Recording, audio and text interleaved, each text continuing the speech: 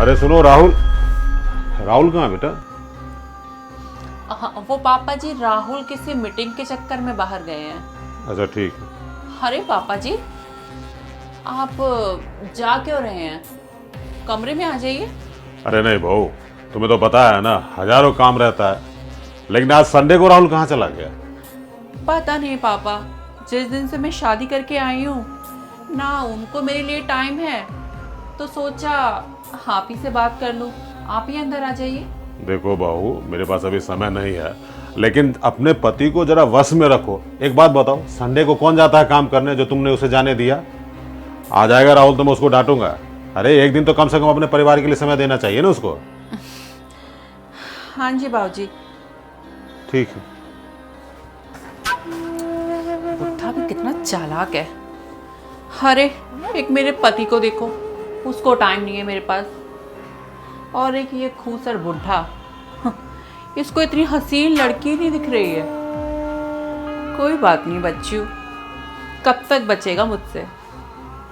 एक ना एक दिन तो तुझे अपना बना के ही रहूंगी। हालांकि प्रॉपर्टी जो मुझे अपने नाम करवानी है सारी। कोई बात नहीं बाबूजी, आप कमरे में नहीं आ सकते तो क्या हुआ, मैं तो आपके कमरे में आ ही सकती हूँ ना।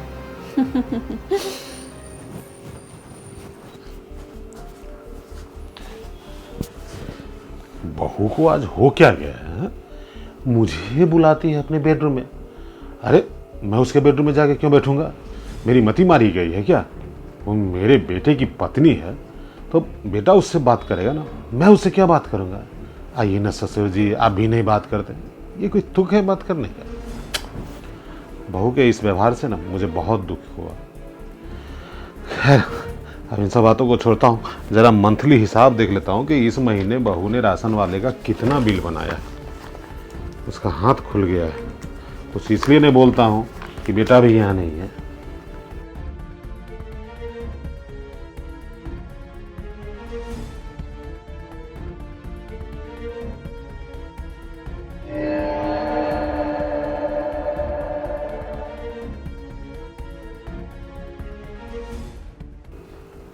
अरे बाप, इस महीने सरसों तेल 5 लीटर खत्म कर दिया। अरे बहू संभाल। कैसे हो पापा? अब मैं तो ठीक हूँ बहू, तुम ठीक हो ना? कहाँ ठीक हूँ पापा, आपको तो पता ही है ना, आपके बेटे मेरे ऊपर ध्यान ही नहीं देते हैं। मैं पूरा दिन घर पे बोर होती रहती हूँ, समझ ही नहीं आता मैं क्या करूँ। और एक आप हैं कि आपको भी अपनी बहू से बिल्कुल भी प्यार नहीं रहा। देखो ऐसी बात नहीं है बहू, आज आने दो राहुल को, मैं उसे समझाऊंगा कि संडे को भला कोई काम पे जाता है, कम से कम एक दिन तो परिवार के साथ रहना चाहिए। मैं उसे डांटूंगा, ऐसा नहीं चलने वाला है, समझे? तुम टेंशन मत लो। आप सच में कितने अच्छे हैं बाबूजी। एक आप ही तो हैं जो अपनी बहू की तकलीफ समझते हैं, वरना इनको तो मेरी परवाह ही नहीं है। अरे कोई बात नहीं, मैं बोल दूंगा राहुल को, आगे से ध्यान रखेगा वो। आप नहीं समझ रहे हैं मैं क्या बोलना चाह रही हूँ बाबूजी। अच्छा एक बात बताइए, आपको मैं कैसी लगती हूँ? अरे अच्छी लगती है, मैंने ही पसंद किया था राहुल के लिए, तभी तो इस घर की बहू है तू। पापा जी, आप मेरे कहने का मतलब नहीं समझ रहे हैं, शायद अब कुछ समझ में आ जाए आपको। मतलब क्या? अरे कपड़े तो ढंग से पहन। पापा जी, आप मेरी बात नहीं समझ पा रहे हैं। देखिए मैं हूँ एक सुंदर जवान लड़की। क्या, अरे क्या हुआ पापा, इतना पसीना क्यों आ गया है? अरे देखो मैं जानता हूँ तुम जवान खूबसूरत हो, लेकिन अपनी खूबसूरती पति को दिखाओ, ससुर को क्यों दिखा रही हो? पति के पास टाइम ही कहाँ है पापा जी, अब ले दे के एक ससुर ही बचे हैं, और वो भी उसके कदरदान ना हो तो फिर इस खूबसूरती का क्या फायदा? देखो देखो सब छोड़ो, देखो तो आप पापा जी, आप देखो, आप मम्मी जी को गए हुए भी काफी टाइम हो गया है, तो आपका भी तो मन करता होगा, आपकी भी तो जिंदगी है, और आप कौन सा अभी इतने बूढ़े हो गए हो। और वो कहावत सुनी है ना कि मर्द कभी बूढ़ा नहीं होता। देखो सब बात ठीक है, लेकिन मुझे किसी औरत की ज़रूरत नहीं है, मैं वो स्टेज पार कर चुका हूँ। तो मैं औरत थोड़ी हूँ, मैं तो एक हसीन अप्सरा हूँ। देखो बहू, तुमने तो मेरी दुखती रत पे हाथ रख दिया। मैं अपनी बात किसी से कह नहीं पाता था और तुम इतना ओपनली ऑफर कर रही हो। अब इसे स्वीकार ना करना तो गलत होगा ना। देखो, तुम बहुत हसीन और खूबसूरत हो और मैं भी तुम्हें बहुत चाहता हूँ। सच भाऊजी? हाँ हाँ, देखो आज तक मैंने तुम्हें इतने गौर से कभी नहीं देखा। एक बार खड़ी हो जाओ ना, मैं तुझे गौर से देखना चाहता हूँ। बिल्कुल भाऊजी। ये हुई ना बात, एकदम ऐसा लगता है इससे खिलता हुआ कमल हो। भाऊजी, आपने मुझे चाटा क्यों मारा? बदतमीज बहू, है? तुझे क्या लगता है तिरिया चरित्र का अपना हुस्न का जलवा दिखा के ससुर को अपने जाल में फांस लेगी और ब्लैकमेल करेगी? अरे सुहागन होते हुए भी न मांग में सिंदूर है न गले में मंगलसूत्र। शक तो मुझे बहुत पहले ही हो गया था, लेकिन आज मुझे यकीन उस समय हो गया जब तू अपने यार को हंस हंस के सब प्लान बता रही थी, समझी? अरे हाँ जानो, प्यार मैं तुम्ही से करती हूँ, अपने पति से नहीं करती हूँ। तुम्हें तो पता ही है ना, मेरे घर वालों ने तुमसे शादी नहीं करने दी, अदर कास्ट का चक्कर था।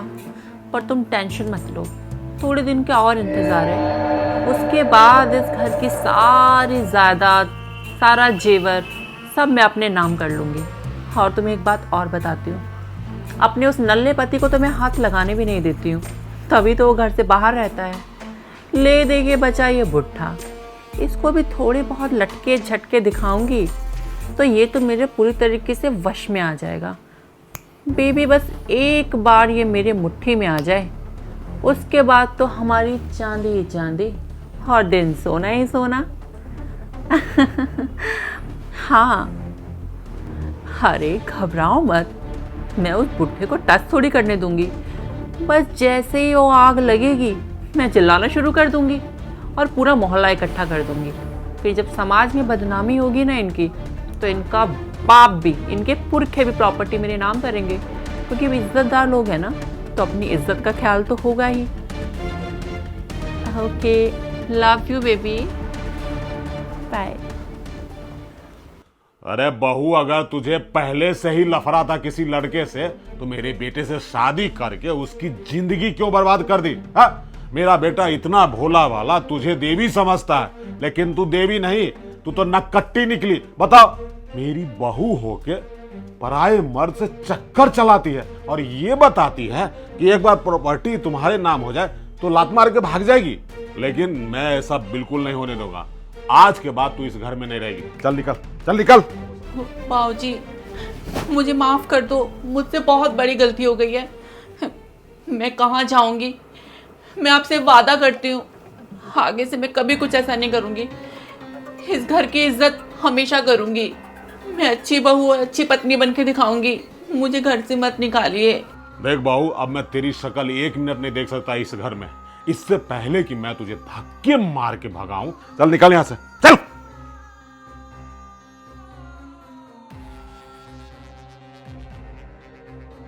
विधर्मी औरत कहीं की। अब अगर मेरे बेटे को यह पता चलेगा कि उसकी पत्नी चरित्रहीन है, दूसरे मर्द से अफेयर है, तो उसके दिल पे क्या बीतेगी। मुझसे बहुत बड़ी गलती हो गई कि मैंने अपने बेटे की शादी इस अधर्मी लड़की से करवा दी। अब बेटा जब घर आएगा तो मैं उसे क्या बताऊंगा, मुझे कुछ समझ नहीं आ रहा है।